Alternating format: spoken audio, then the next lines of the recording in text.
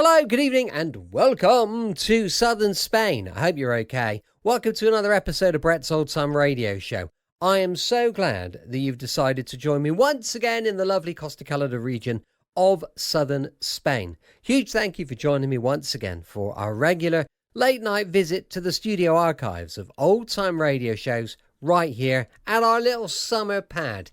Now, I will say we had a huge thunder and lightning storm last night. Oh, Lola's had enough of the show, so already she's disappearing. Can you just hang on a minute, Lola? Do apologise, my little sprudel puppy. I'm Brett, I'm your host for our Night Sun podcast. Welcome to another episode. I've got Facebook, Instagram, YouTube and TikTok. They're all called Brett's Old Time Radio Show. George and I are going to do a live tonight on our TikTok channel, so if you're free, well, it'd be lovely to see you and to catch up with you. Let me know. Don't forget, we've got our book for sale on Amazon. It's called Danger in the Spanish Sun. And we're doing a little book signing tomorrow at the square where we are here. So if you're free and you're on Condado de Alhama, then, well, come and join us. Come and say hello. We'd love to meet you. With it being a Friday, it is, of course, an episode of Philo Vance. This one first broadcast on the 26th of July, 1949. It's called Cheesecake Murder Case.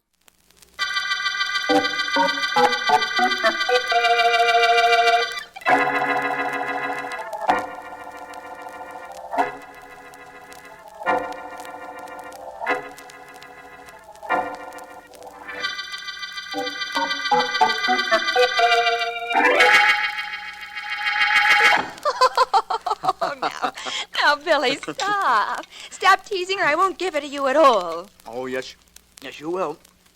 And right now. Oh? Come on, Jenny, you know I'm dying to see what you made me. Oh, it must be important to you if you left that piece of cheesecake. What's the matter? Don't you feel well, darling? I feel very fine and very curious. Oh, sorry. You're going to have to wait, and you're going to have to stop pestering me while you're waiting, and that's all there is to it. Pestering? You think I've been pestering you? Oh, yes. Well, wait till you find out what a pest I can be. Jane Ashley, you made me a present. I want it. At least I want to know what it is. Guess. Cheesecake. You made me a cheesecake. Oh, you think I'm that silly?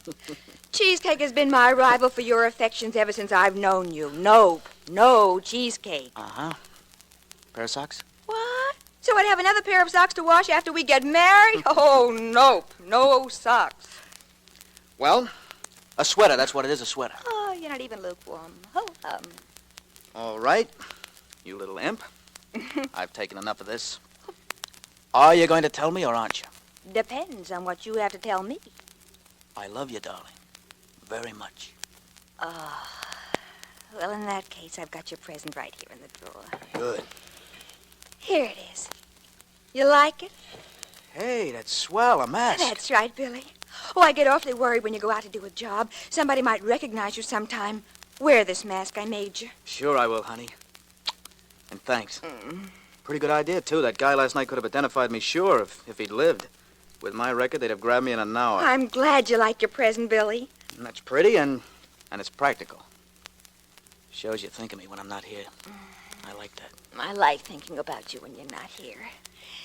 It's the next best thing to having you here, Billy. Uh-oh. Oh, what's the matter? Matter? Look at the time. Mike's waiting downstairs for me in the car. I got a job to pull right now, Jane. Oh. A photographer who's working bright and early in the morning and keeps all his cash in the studio. Oh, well, call me right afterwards, darling, and darling, wear the mask for luck. Sure. But I won't need too much luck, honey. If that photographer resents being robbed, he's the one that's gonna need it.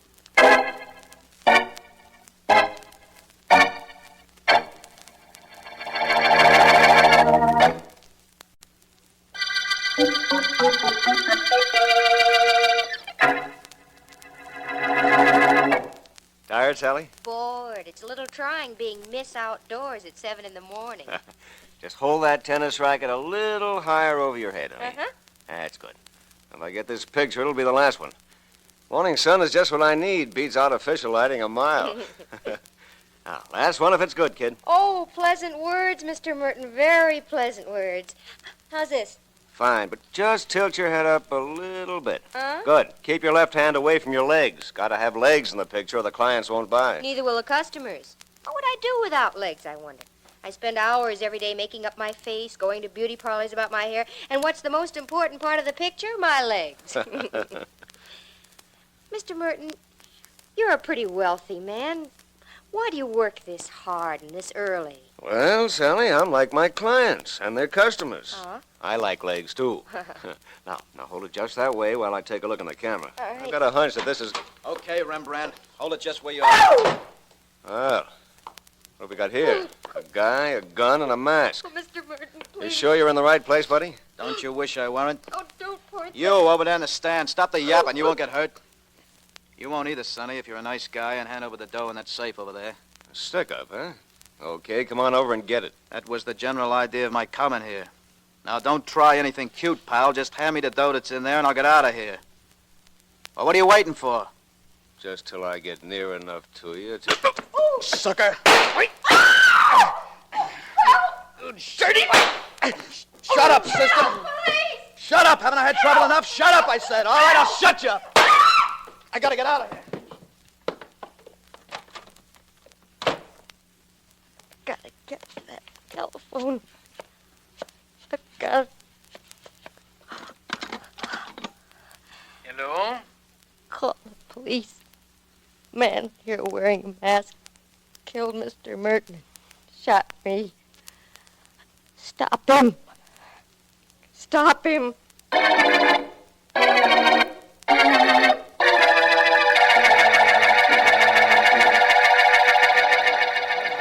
Hope you don't mind dropping into this hotel lobby, Vance. No, not at all. My secretary was to leave an envelope for me at the desk so I wouldn't have to go all the way downtown to my office this morning. I don't mind, Markham. We still have an hour before court opens.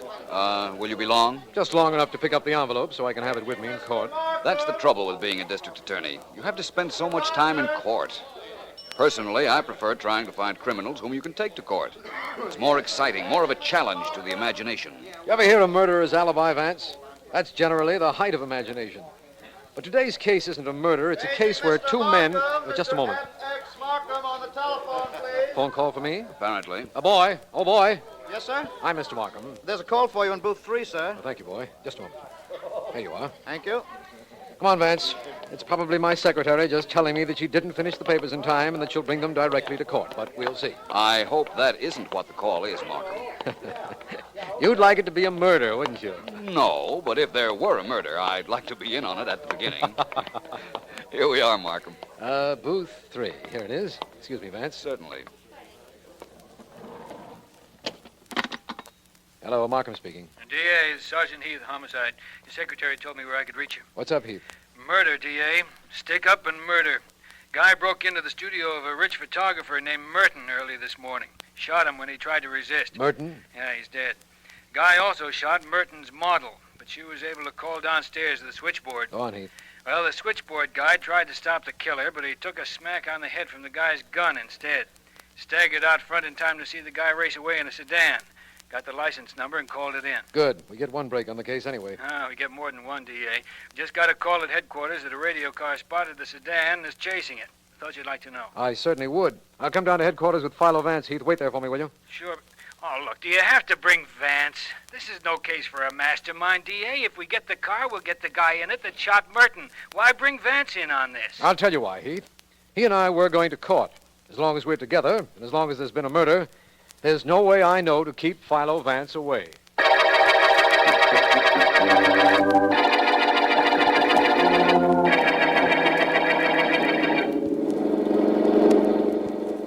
Step on it, Mike. We gotta get more speed. That prowl car's picking up on us. I can't help it, Billy. I got my foot on the floorboard now. We're doing better than 70. Keep going and stop slowing up for those curves. That's what's holding us up. We gotta slow up for him, Billy. This crate'll crash if we don't. They ain't banked too good. Keep close to the inside. We'll pick up a little time their way. The cops are taking the turns wide. Well, whatever they're doing, it's working for them. I don't like this. I'm scared. Keep going, dope. Keep your foot down on the gas. I'll stop those cops.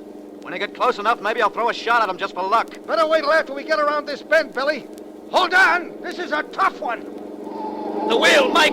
Stay with that wheel. The curve. We gotta... Mike!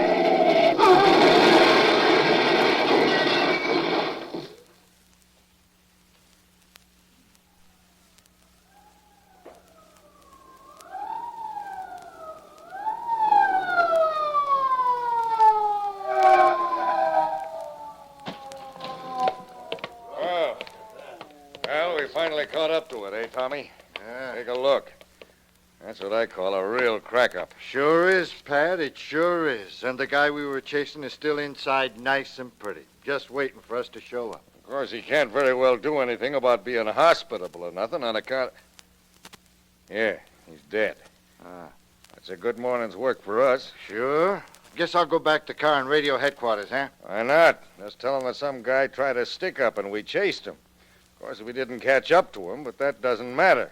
On account of death, did.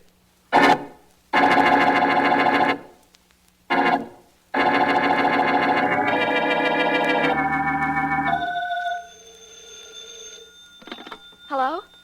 Hello? Janie? Oh, Billy, I've been so worried. That radio said that a man... That was Mike, Janie. He drove me from the studio after I killed the photographer. Oh. And when our car crashed, I got out and planted the gun and mask on him and beat it just in time to duck the cops. Oh, Billy, I'm so glad you called. I've been absolutely frantic. No need to be, Janie girl. Oh. The only trouble with this morning was the fact that I didn't get what I wanted at the studio. Shucks. Be over at your place in a couple of hours. Wait for me. You know I will. Oh, that present you gave me, that mask? Yeah? Well, it's been picked up by the cops, naturally. Uh-huh. Only they think that Mike was alone in the car and that he killed the camera guy. Well, good. Very lucky present you gave me. Oh, I'm glad, Billy. And I'll make you something else. A surprise. Do that, baby. Make it a cheesecake surprise. I had to leave a nice, fresh cheesecake I bought in the car when Mike got killed. Isn't that a shame?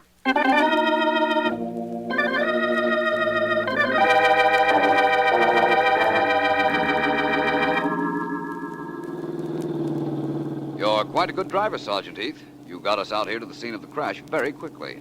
Right, Markham? Right, Vance, although I don't know what you can expect to find out here. Except a wrecked car used for a getaway after a stick-up and a killing. The dead killer's body has been removed, Vance, but nothing else has been touched. Why did you want to take a look at the car? I'm not sure yet, Markham. Perhaps I had no reason. But I'll know that better after I take a look inside it.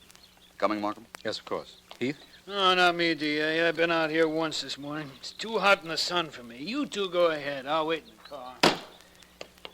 We wrapped up this stick-up murder in short order, don't you think, Vance? Well... And we got a hospital report that the model the killer shot will recover. All in all, it sounds like a good morning's work. Even though you didn't get to court. I have several capable assistants, Vance. They took care of matters there for me. Well, here we are. Car's not wrecked as badly as I'd thought. It crashed into that tree with enough force to kill the driver. And the driver was the man who held up and killed Merton, the photographer, so I guess that's all that could be asked of it. I suppose that's right. Markham, there's a folded topcoat on the back seat of the sedan. Next to it, a package. There's a cheesecake in that package, Vance, and that's where the police found it, and the coat. They went through the coat, but there were no means of identification in it. Fingerprints told us nothing either, by the way. Something is telling me something, Markham. What are you doing with that sunshade, Vance? Putting it back up to its normal position, my friend. Just want to see if it could have been jarred down by the crash. Well, could it? I doubt it very much. In fact, Markham, I'm not even sure whether you got your killer or not. Now, Vance, please. The man was seen running out of the studio building. He was chased by the phone operator who got this license number. Police cars picked up the trail almost immediately, and one of our cars was chasing this one when it crashed. The murderer wouldn't have had a chance to get out and turn the car over to a Confederate while the chase was on. Oh, that's right. But I still think there were two people in this car. And it's very possible that the murderer got away. I don't know why you think that, but as long as you do, what are you going to do about it? Up until this minute, we thought we had a complete case in the killing of Mr. Merton. We found the murder gun and the mask here in the car. We have what we want. I doubt whether you have. And I doubt whether I'm going to be of any help to you till I find the other man that was riding in this car when it crashed early this morning. And that, Markham, is going to be a man-sized job.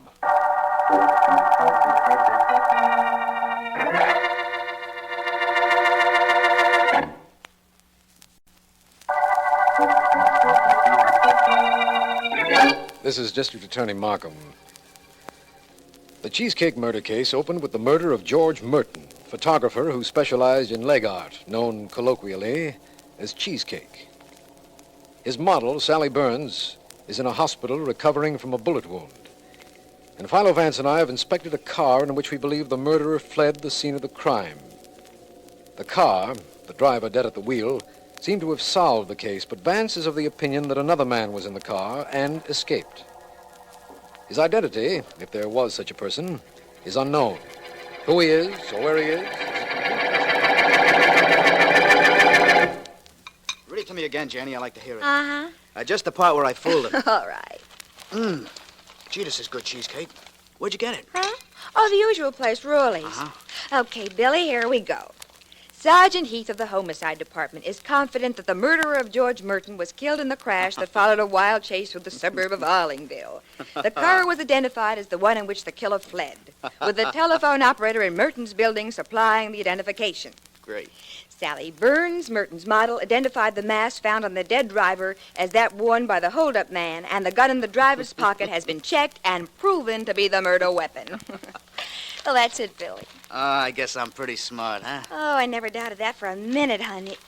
Well, hey, listen to this. Another story on the murder. What? It says, Philo Vance, noted private investigator, in an interview today said that he believed a second man was riding in the car, which the police believed to be the one used by the murderer of George Merton. Give me a paper. Vance refused to give any reasons for his belief, but it is understood that District Attorney Markham is placing great faith in Vance's theory Oh, gee. and has referred it to Homicide Sergeant Heath. What do you know about that? I don't get it. Me neither. How could Vance think there was somebody else in that car? Gee. How could he know about me? The cops chasing us never got a look. They couldn't know there were two people in the car. Golly. I didn't leave anything there except the cheesecake. Hey, what could Vance mean? What could Vance mean, Billy? Well, Vance could mean that he's just as smart as you are. Don't bet. Sweetheart, this little clam bake this morning didn't work out according to plan. I got no dough from Merton, but I know where there's a load of it just waiting to be taken. Well, where, Billy? There's a factory payroll getting made up this afternoon. I got the place cased. It'll be a snap. After that, wedding bells. Okay with you, sweetheart? Oh, sure. Do a good job, honey. I will. A good job, and I buy a string of pearls for you. Oh. A bad job, and the state gives me a rope for free.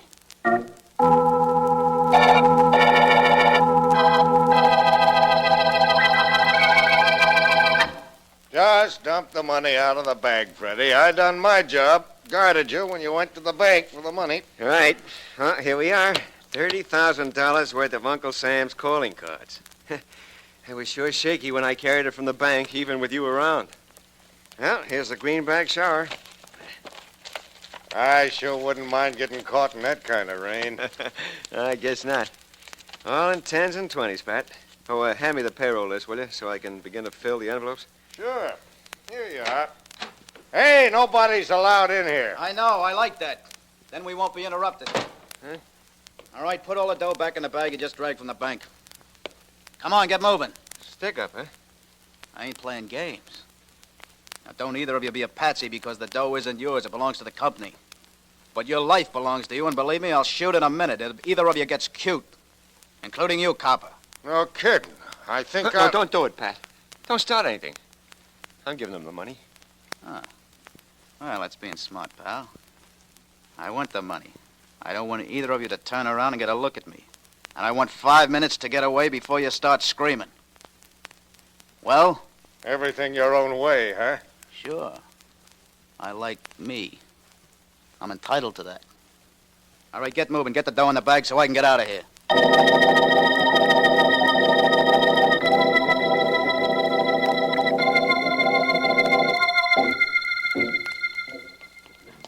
I suppose you're wondering why we're going to see the model who was shot, Markham, inasmuch as the police have already questioned her. Yes, as a matter of fact, I am. Well, Markham, we've never been up against so hopeless a situation before. I have absolutely no assurance that there were two men in the murder car. Just my theory. We have a top coat, which means nothing, and a cheesecake, which doesn't help us, and, well, that's all. Perhaps the model might supply us with a little information. All I can tell you is that she remembers nothing. Apparently, she was hypnotized by the gun in the murderer's hand. But you'll find that out for yourself. Oh, nurse. Yes, Mr. Markham. You want to see Miss Burns? We'd like to. How is she? She's resting in her room. Please try not to do anything to disturb her. I won't, nurse. I promise you that. Come on, Vance. I'm with you.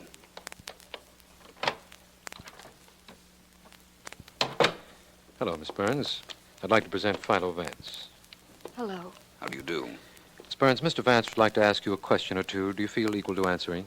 What do you want to know? I was hoping that you could tell us something about what the hold-up killer looked like. Something that would help us find him. I can't. The police asked me that. I've tried, and I can't. When he came into the room, all I could look at was his gun. I kept staring at it, expecting any minute it would shoot. I keep seeing that gun and the middle finger of a man's hand on the trigger. I see it all the time. I see it right now. Oh, please don't ask me anything more, please. I'm sorry, Miss Burns. Please don't be upset. It's all over now. But you've helped us, Miss Burns. Believe me, you have. Come on, Markham. I'm sorry I'm such a baby. You're not. You're a very brave girl and a very helpful one. Thank you very much. I do hope you feel better. Oh, thank you. Goodbye, Miss Burns. Vance, what did you mean by telling her that what she said was helpful? Trying to make her feel good? Not at all. She was helpful. I'll know exactly how helpful as soon as we make a stop at Rawley's restaurant.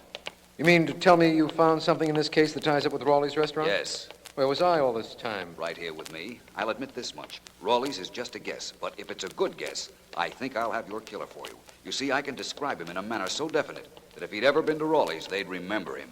I don't know how you can do that, of course, but why go to Rawley's to describe our murderer? Rawley's makes the best cheesecake in town. That may be, but I don't like cheesecake. I know, but our murderer does. I hope.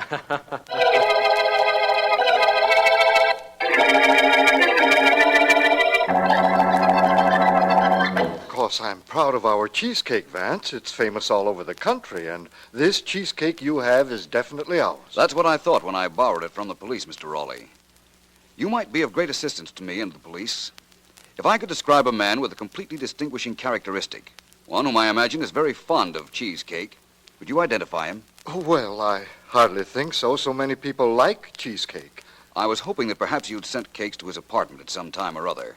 And if you had, that perhaps you could give us the address. We have a record of every customer's name and address, Vance, but you'd have to describe the man pretty well if I'm going to come even close to recognizing him. I'll describe him so well that there isn't a chance of your not knowing him if he happened to be one of your customers, Mr. Rawley.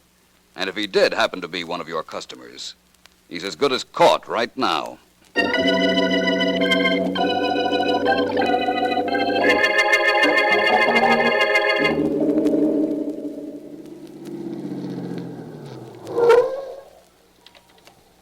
Hello, Sergeant Heath. Glad you're here. Hello, Heath.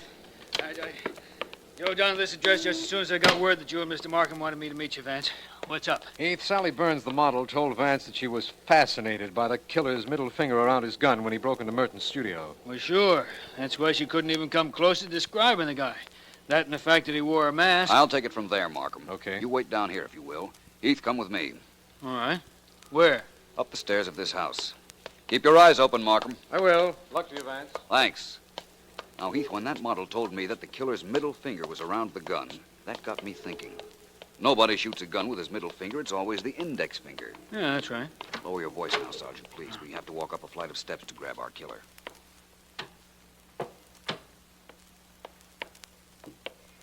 Hey, what happened after you figured out there was something wrong with the trigger finger, Vance? You remember the cheesecake found in the murderer's car, Heath? Yeah, sure. Why? I brought it to Rawley's restaurant. It was made by them, all right. So? So I gave Mr. Rawley a description of the man I knew was the real killer, Heath. I told him the man we were looking for had a paralyzed index finger. Hey, that's probably right. Else why would he shoot a gun with his middle finger? No reason. Heath, Mr. Rawley remembered a customer whose finger was paralyzed. Yeah? He looked up his records and found that he had delivered cheesecakes to him several times. Gave us his name, Bill Avery, and his address. Yeah, I get it. And we're crawling up to his apartment now. Is that it? That's it. Now, I know he's in there because while Markham and I were waiting for you, we spotted him.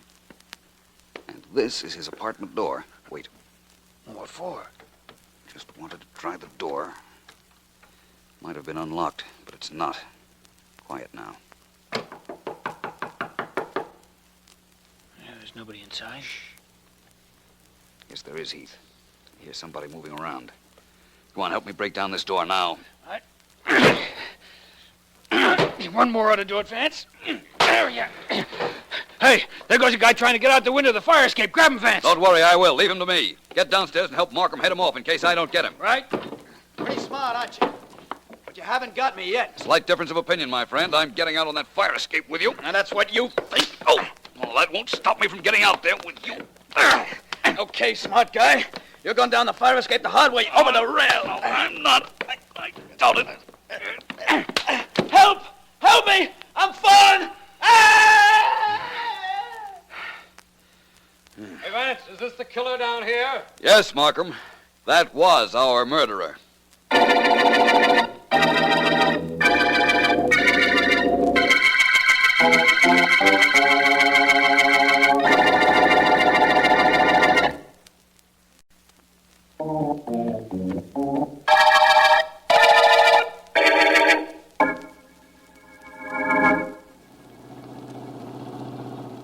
All right, Markham, I know. You want me to tell you why I was so sure there were two men in the murder car. On a sunny morning like this, Vance, I'm entitled to be enlightened, don't you think? I think. Well, Markham, the first reason was this. You and I are driving in your car. The sun is out, and you have the sun shield pulled down. Of course. It keeps the sun out of my eyes when I'm driving. Right. Well, the sun shield on my side is pulled down, too. That's because I don't want the sun in my eyes. There were two sun shields on the murder car, both pulled down. Yeah, that would indicate there was a passenger in the murder car, come to think of it. Not conclusively, of course. But then there was that cheesecake and a topcoat belonging to the dead driver across the back seat. Why the back seat, Markham? I don't know. The natural thing to do with a topcoat if you're alone in a car is to throw it over the seat next to you. Except if there's somebody sitting in that seat. Right. I see now why you knew there were two men in the car, Vance. Wonderful observation. Thank you. Merely a combination of circumstances that couldn't be explained any other way to my satisfaction. Now, Markham, you know why, in the beginning, I insisted that the dead driver was not necessarily our murderer. Yes, I do. I know why you insisted in the beginning, and also how you found him at the end of the Cheesecake murder case.